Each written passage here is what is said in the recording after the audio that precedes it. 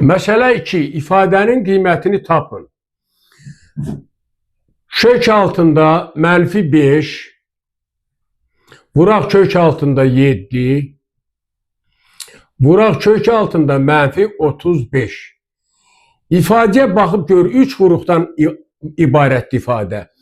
Birinci vuruq kök altda -5, üçüncü vuruq kök altda -35'dir. Kök altda -5 ilə kök altda -35 həqiqətdir, zər çoxluğunda mənası yoxdur, təyin olunmuyor.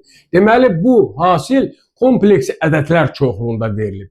Onda biz bunu yaza bilərik, bu bərabərdir. -5'i yazıram kök altda 5 vuraq -1. Kök altda 7'ni olduğu kimi yazıram. Kök altda -35 yazıram 35 vuraq -1. Bu da bərabərdir. Və bildiyiniz kimi i kvadrat bərabərdir -1 olduğundan kökün altda 5 vuraq -1'in yerinə yazıram i kvadratı. Kök altda 7'nin olduğu kimi yazırıq.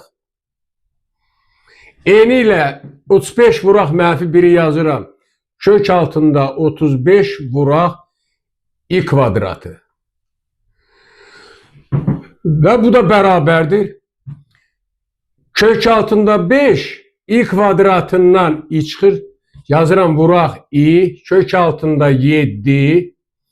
35 vuraq i kvadratı yazıram kök altında 35. Vuraq oradan da i kök altından çıxır. Və aldıq.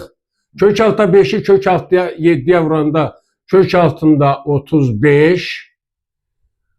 Vuraq kök altında 35. İni i'ye vuranda i kvadratı. Bu bərabərdir. Kök altda 35'in kvadratı. Bu ikisi hasili. Vuraq i kvadratı da -1'dir.